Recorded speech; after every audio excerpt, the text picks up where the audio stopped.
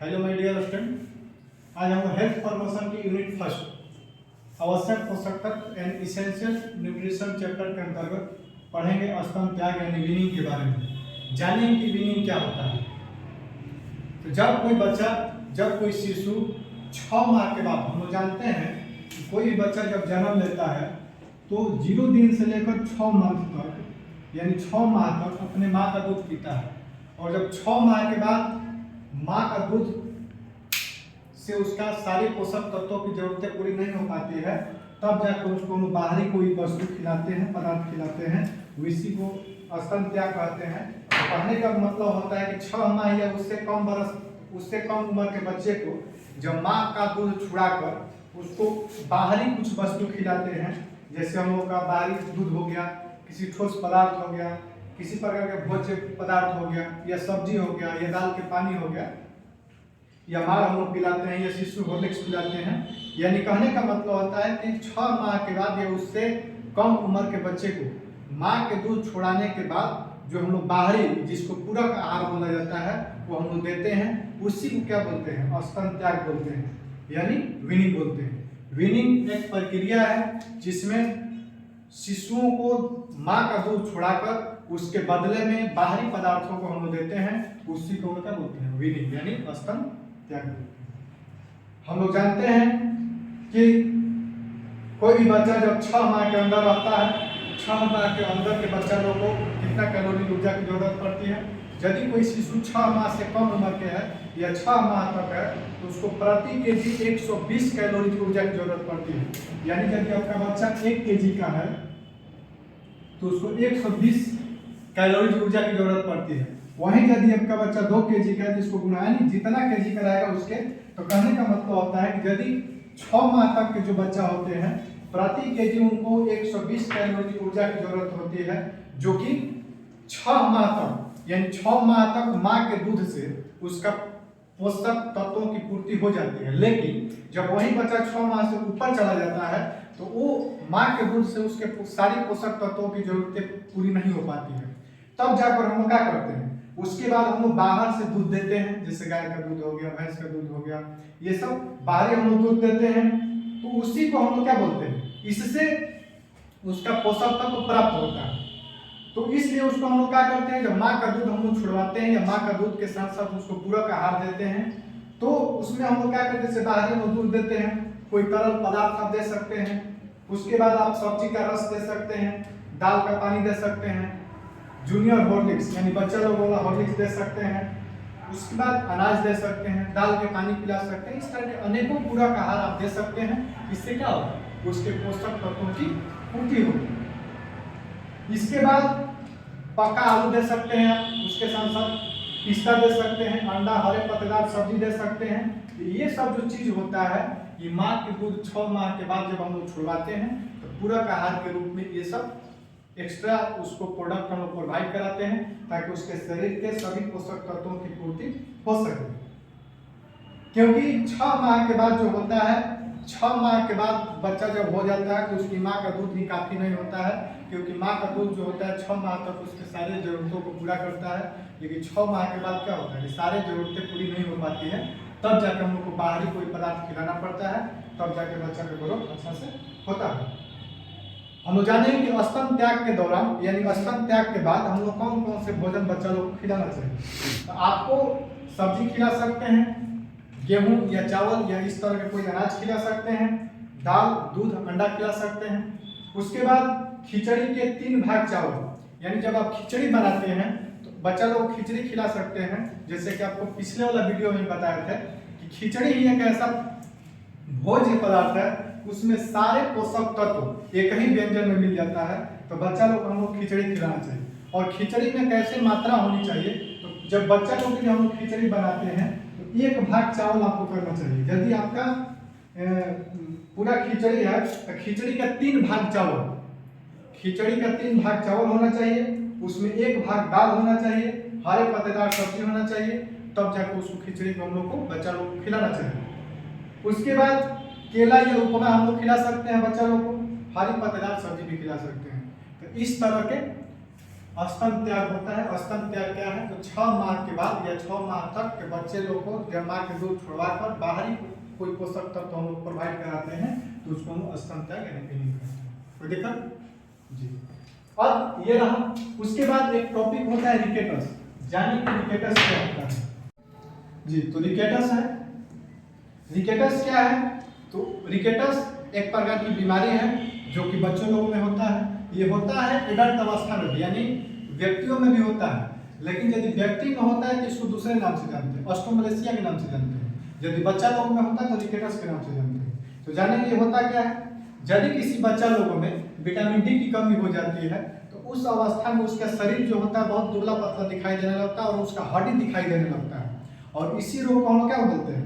Rickets बोलते हैं। इसको सुखंडी रोग के भी नाम से हम लोग जानते हैं, या बाल वक्र विकार के भी नाम से इसको हम लोग जानते हैं। यदि यही रोग एडल्ट अवस्था में होता है तो उसको हम लोग ऑस्ट्रोमलेशिया के नाम से जानते हैं। इस रोग में क्या होता है? इस रोग में बच्चों की अस्थियां जो होती है विकृत हो जाती है, यानी अस्थियां जो होती है टेढ़ी मेढ़ी हो जाती है, यानी अस्थियां जो होती है अपने मूल रूप में नहीं रहती है। लंबी अस्थियों का सिर का बढ़ना, कहने का मतलब जो हड्डी होता है हम लोग का बच्चा लोग का सिर जो होता है बहुत बड़ा दिखाई देने लगता है। जो भी हड्डी जो होता है उसका सीना बड़ा दिखाई देगा, लेकिन बीच का उसका जो भाग होगा बहुत बड़ा पतला हम लोग का दिखाई देता है। उसके बाद उसका पैर जो होता है, पैर की जो हड्डियां होती हैं वो धनुष के आकार का बन जाती है, यानी एक प्रकार के धनुषाकार मुड़ा हुआ सा दिखाई देने लगता है। और उसका झुके हुए घुटने, यानी उसका घुटना जो होगा एकदम बिल्कुल टेढ़ा दिखाई देगा, झुका हुआ दिखाई देने लगता है। उसका सीना जो होता है वो हम लोग का धंसा हुआ दिखाई देने लगता है। उसकी पसलियां यानी रीढ़ की हड्डी जो होती है बिल्कुल स्पष्ट हम लोग को दिखाई देने लगती है।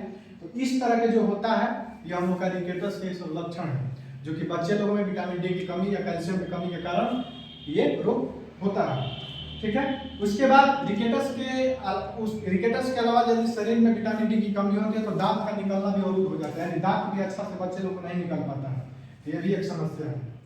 उसी तरह से आपको बताया कि यदि बच्चा में विटामिन डी की कमी हो जाती है तो रिकेटस होता है, लेकिन वही रोग यदि बूढ़े लोगों में या एडल्ट अवस्था में होता है यदि विटामिन डी की कमी, तो इसी रोग को कहते हैं हम ऑस्ट्रोमलेशिया। ऑस्ट्रोमलेशिया में क्या होता है? तो ऑस्ट्रोमलेशिया में विटामिन डी या कैल्शियम की कमी से अस्थियों का क्लैसिफिकेशन नहीं हो पाता है, यानी अस्थियां विस्तार नहीं हो पाती है।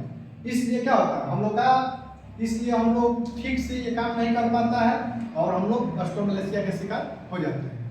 गर्भावस्था के दौरान ये हम लोग देखा जाता है हमेशा, यह जो रोग होता है गर्भवती महिलाओं में या पर्दे के अंदर रहने वाली महिलाओं में ज्यादा ये रोग देखने को मिलता है।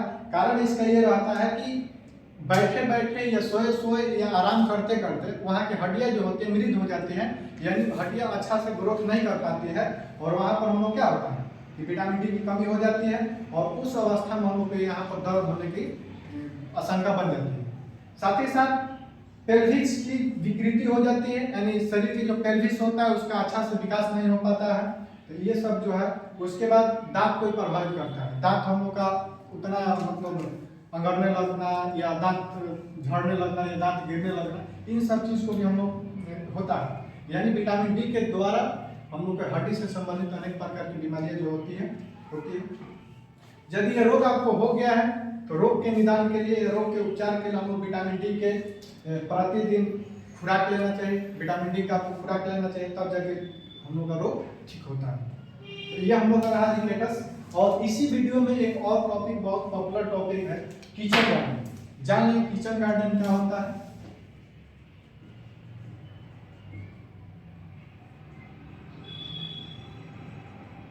किचन गार्डन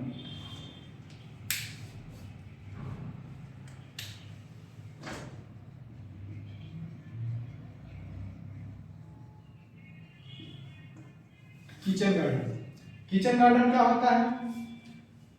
तो हम लोग देखे होंगे कि कोई भी व्यक्ति घर के आगे या पीछे जो खाली स्थान बचता है वहाँ पर कुछ ना कुछ पेड़ पौधा लगा देता है। पेड़ पौधा यानी बड़ा बड़ा पेड़ पौधा नहीं, जैसे मान लीजिए सेम का पौधा लगा दिया, बैगन का पौधा लगा दिया, या इस तरह धनिया पत्ता लगा दिया, कुछ भी इस तरह के। तो घर के आगे या पीछे खाली पड़े जमीन पर किसी भी प्रकार के साग सब्जी हम लोग उगाते हैं या उसका इस्तेमाल स्वयं हम लोग करते हैं, इसी को हम किचन गार्डन बोलते हैं। यानी किचन गार्डन क्या है, तो हम लोग घर या घर के आगे या पीछे या अगल बगल कहीं भी जगह बचता है, उसमें हम लोग सब्जी या किसी भी पदार्थ को उगाते हैं और उगा कर खुद हम लोग स्वयं खाते हैं, तो उसको हम लोग बोलते हैं किचन गार्डन। ठीक है ना। अगर किचन गार्डन जो होता है, किचन गार्डन में जनता को लगाने हेतु बीज जो या फल जो होता है, जैसे कार्य में आप लोगों को मिलता है कि नहीं, लेकिन भारत सरकार की यह स्कीम है, WHO का भी स्कीम है कि यदि कोई व्यक्ति को कोई व्यक्ति किचन गार्डन के अंतर्गत वो अपना चलाना चाहता है, मतलब अपना किचन गार्डन यानी घर के आसपास अपना मतलब खेती करना छोटा मोटा अपने पारिवारिक स्तर पर करना चाहता है, तो उसका बीज या उसको तैयार करने का जो गाइड होता है वो आपको ब्लॉक स्तर पर वो फ्री में प्रोवाइड कराया जाता है। तो किचन गार्डन में जनता को लगाने हेतु सब्जी के बीज जो होता है या फल के पौधे जो होता है वो सामुदायिक विकास प्रखंड द्वारा मुफ्त में दिया जाता है, इसका किसी भी प्रकार के चार्ज नहीं लगता है।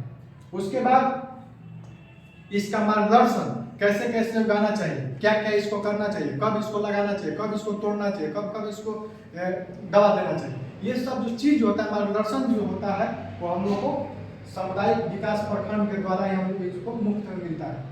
इसका उद्देश्य जो होता है, इसका एक ही उद्देश्य है कि व्यक्तियों के कुपोषण, हम लोग जानते हैं कि भारत में कुपोषण से शिकार यहाँ के 80% लोग कुपोषण के शिकार में रहते हैं। किसी व्यक्ति में कोई चीज की कमी है तो कोई व्यक्ति में कोई चीज, जैसे हम लोग बात करते हैं एनीमिया यानी खून की कमी, भारत की कोई ऐसी नागरिक नहीं है जिसमें खून की कमी नहीं हो, सब में।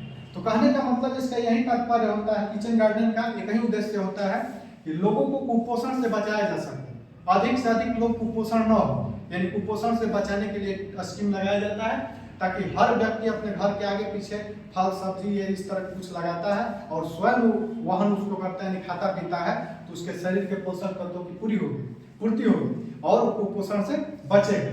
तो इसका ये उद्देश्य रहता है। यह कार्यक्रम जो होता है ANP के तहत चलाया जाता है।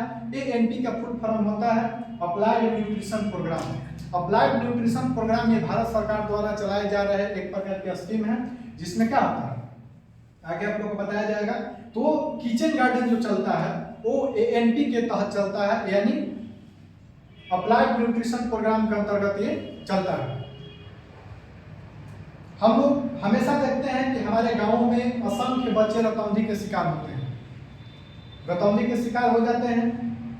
ये भी हम लोग देखते हैं कि गर्भवती महिलाएं जो होती हैं खून की कमी हो जाता है। उसके बाद अनेक प्रकार की बीमारियां इस तरह कुपोषण से संबंधित जो आती हैं, तो इसका उद्देश्य यही रहता है कि यदि आपके घर के आसपास यदि माने स्वच्छ और शुद्ध आपको फल सब्जी इस तरह के मिलेगा, तो इससे क्या होगा आपके शरीर में जो पोषक तत्व होगी उसकी कमी नहीं होगी या कुछ कम होगी। तो ये सब चीज जो है अप्लाइड न्यूट्रिशन प्रोग्राम क्या है, तो भारत सरकार के द्वारा 1963 ईस्वी में 1963 ईस्वी में यानी भारत सरकार ने 1963 ईस्वी में हम लोगों को अप्लाइड न्यूट्रिशन प्रोग्राम का शुरुआत किया था। और यह कार्यक्रम जो होता है यूनिसेफ विश्व स्वास्थ्य संगठन ये संयुक्त रूप से चलता है, यानी FA जो है यानी अप्लाइड न्यूट्रिशन प्रोग्राम जो है यानी ANP जो है अप्लाइड न्यूट्रिशन प्रोग्राम जो है ये संयुक्त रूप से चलता है और इसको भारत सरकार चलाता है, यूनिसेफ चलाता है, विश्व स्वास्थ्य संगठन चलाता है। और ये जो होता है आज के डेट में ANP जो होता है ये हमारे भारत लेवल पर नहीं है, ये पूरे विश्व लेवल पर है, यानी विश्व लेवल पर इसको चलाया जाता है किचन गार्डन को। इससे क्या होगा कि अधिक से अधिक लोग कुपोषण के शिकार नहीं होंगे, यानी कुपोषण से बचने के लिए इसको हम लोग चलाते हैं। ANP जो होता है ये शैक्षणिक क्रियाकलाप से संबंधित एक ऐसा व्यापक कार्यक्रम है जिसका मुख्य उद्देश्य रहता है स्थानीय स्तर पर खाद्य सामग्री का उत्पादन करना और स्वयं वहन करना और कुपोषण से अपने आप को बचाना, इसका मुख्य उद्देश्य रहता है। इसका हम लोग देखे हो कि आज के डेट में इसके बारे में स्कूल में भी बहुत ज़्यादा पढ़ाया जा रहा है, नर्सरी से लेकर पूरा सिलेबस में इसको डाल दिया गया है कि कैसे हम लोग अपने छोटे से छोटे जगह पर भी अपने खाने भर वस्तु को उगा सकते हैं, पेड़ पौधों को उगा सकते हैं, जैसे हरा मिर्च हो गया, धनिया पत्ता हो गया, या इस तरह के बहुत सारे जो चीज़ है जिसको अधिक खेत की जरूरत नहीं पड़ेगी। आपके घर के आगे या पीछे या अगल या बगल कहीं पर जगह बचता है तो वहाँ पर इतना छोटे छोटे प्लांट्स आप लगा सकते हैं। इससे क्या होगा, आपको प्रतिदिन ताजा और स्वच्छ और शुद्ध सब्जी या इस तरह के पदार्थ हम लोग को मिलेगा। इससे क्या होगा, आपके शरीर में कुपोषण की कमी, कुपोषण नहीं हो पाएगा। तो ये हम लोग रहा, इस तरह से आपको पूरे इसेंशियल न्यूट्रिशन यानी यूनिट नंबर 1 के अंतर्गत टोटल 4 वीडियो बनाया गया है। यानी हेल्थ प्रमोशन में यूनिट 1 यानी आवश्यक पोषक तत्वों की आपके यूट्यूब पर मेरे संजीवनी हेल्थ एजुकेटर पर 4 वीडियो बनाया गया है, जिसमें 4 वीडियो में आपके पूरे यूनिट को समावेश किया गया है। यदि इसमें किसी भी प्रकार की आपको लगता है कि टॉपिक छोटा है या किसी प्रकार का लगता है कि आपको कोई समस्या है तो आप हमारे कमेंट सेशन में अपना कमेंट कीजिए, उस वीडियो को या उस टॉपिक को हम लोग फिर से दोबारा हम लोग डालने का कोशिश करेंगे। और एक विशेष और बात है कि हम लोग जानते हैं कि 2000